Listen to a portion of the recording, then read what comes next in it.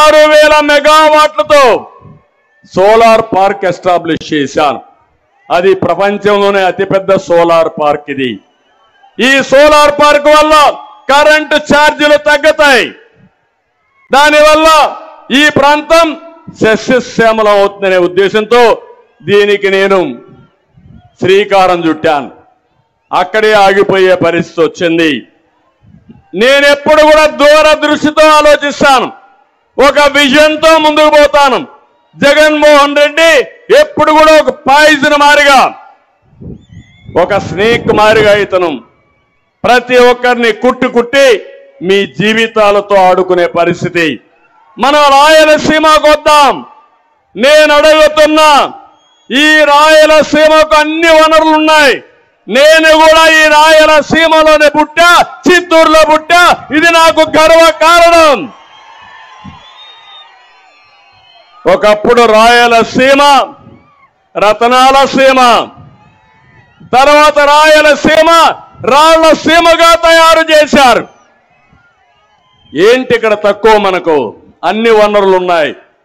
ఈరోజు ఒక విషయం చూడండి, మొట్టమొదటిసారిగా రాయలసీమకు న్యాయం చేసిన వ్యక్తి రాళ్ల సీమ కాదు, ఇది రతనాల సీమకు నాంది పలకాలని ఇరిగేషన్కు ప్రాధాన్యత ఇచ్చిన ఏకైక నాయకుడు నందమూరి తారక రామారావు గారు. ఆ మహాయుగ పురుషుడిని మనం ఆలోచించుకోవాల్సిన అవసరం ఉంది.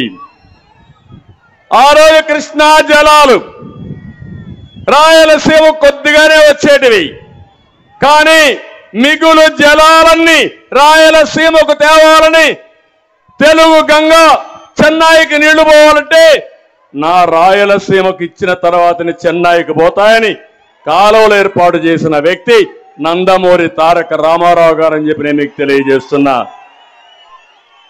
అక్కడి నుంచి మీరు చూస్తే ఇప్పుడు ఒకే ఒక విషయం మీరు గుర్తుపెట్టుకోవాలి, రాయలసీమకు నీళ్లుంటే రత్నాలు పండుతాయి, హార్టికల్చర్ హబ్గా తయారవుతుంది.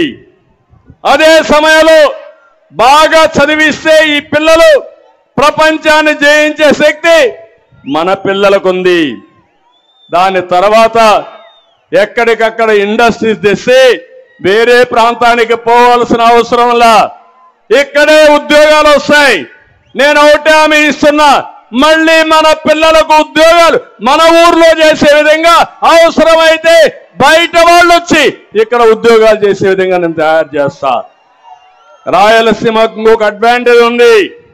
ఒక పక్క బెంగళూరు, అనంతపూర్కి దగ్గర, కర్నూలు, హైదరాబాద్ దగ్గర, ఇంకో పక్క చెన్నైకి దగ్గరగా సత్యవేడు ఉంటుంది, చిత్తూరు జిల్లా ఉంటుంది. ఈ గాని ఉపయోగించుకుంటే ఎక్కడికో వెళ్ళిపోతాం. నేను ఆ రోజు ఆలోచించాను, ఇంకో పక్క ఏదైతే రోడ్లు మౌలిక సదుపాయాలు, ఈరోజు ఈ రోడ్లు ఉన్నాయి. ఒకప్పుడు మీ ఊరికి రావాలంటే రోడ్డు కూడా సరిగా ఉండేది కాదు. ఈరోజు మీరు చూస్తున్నారు, నేషనల్ హైవేస్ వచ్చాయి, విమానాశ్రయాలు వచ్చాయి. ఈరోజు మీరు చూస్తే ఇక్కడే కర్నూలుకి ఓర్వకల్లో విమానాశ్రయం కట్టాం, కడప విమానాశ్రయాన్ని రన్వే పెంచాం, తిరుపతి ఇంటర్నేషనల్ ఎయిర్పోర్ట్ చేశాం. ఇవన్నీ చేసిన పార్టీ తెలుగుదేశం పార్టీ అని మరొక్కసారి మీ అందరికీ తెలియజేస్తున్నా. ఇంకో పక్క ఇరిగేషన్ మీరు ఒకసారి చూస్తే, నేను వచ్చిన తర్వాత ముచ్చుమర్రి, సిద్ధాపురం, పులకుర్తి, గోరకల్లు ఇవన్నీ పూర్తి చేశాం. పులికనుమ అవుగు టన్నులు పూర్తి చేశాం. అలగనూరు నీళ్లు లీక్ అవుతున్నాయి, దానికి కావాల్సింది 2 కోట్లు ఇస్తే ఆ నీళ్లు నిలిచేది. 5 ఏళ్ళు అయింది, ఆ 2 కోట్లు ఇవ్వలేక అది 20 కోట్లు అయింది. నీళ్లు నిలిపే పరిస్థితి లేదు. అది అసమర్థ పాలన. తెలుగుదేశం వస్తానే 1 సంవత్సరంలో లేకపోతే 6 నెలల్లో అలగనూరు రిపేర్ చేసే బాధ్యత తెలుగుదేశం పార్టీ తీసుకుంటాం. నేను అడుగుతున్నా, ఈరోజు మొన్నే ఇరిగేషన్ కోసం వచ్చాను. సాగునీటి ప్రాజెక్టులన్నీ కూడా ఇక్కడే కర్నూలు నుంచి ప్రారంభించాను, నందికొట్కూరు నుంచి. అక్కడి నుంచి శ్రీకాకుళం వరకు వెళ్ళాను. నేను చిత్తూరుకి వెళ్ళాను.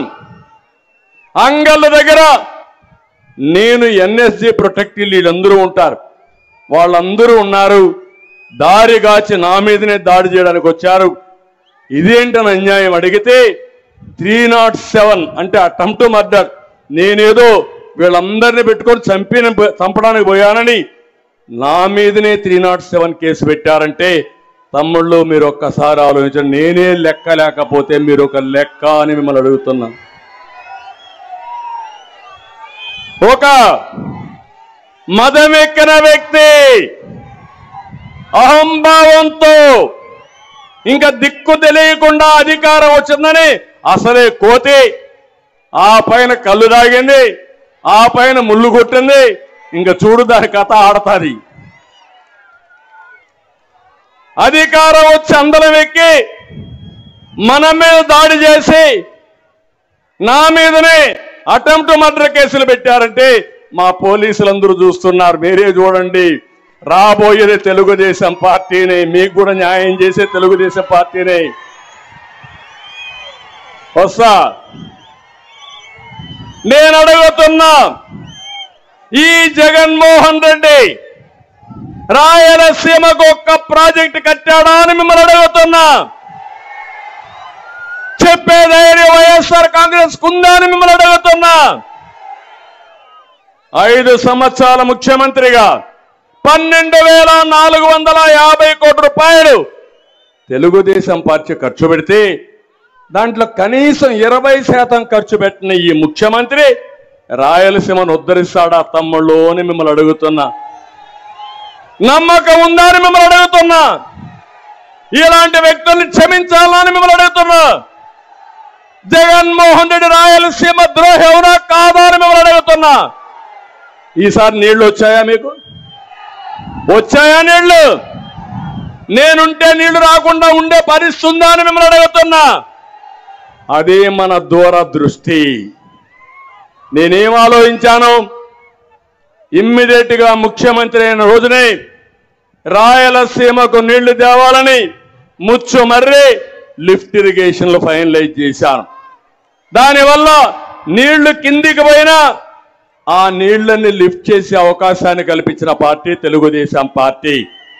ఇంతేకాదు, శ్రీశైలంలో నీళ్లు పొదుపు చేయాలని కృష్ణా డెల్టాకి పట్టసీమ ద్వారా గోదావరి నీళ్లు 120 టీఎంసీ నీళ్లు తీసుకొచ్చాం. ఆ 120 టీఎంసీ నీళ్లు ఎక్కడ పెట్టామంటే శ్రీశైలంలో పెట్టాం.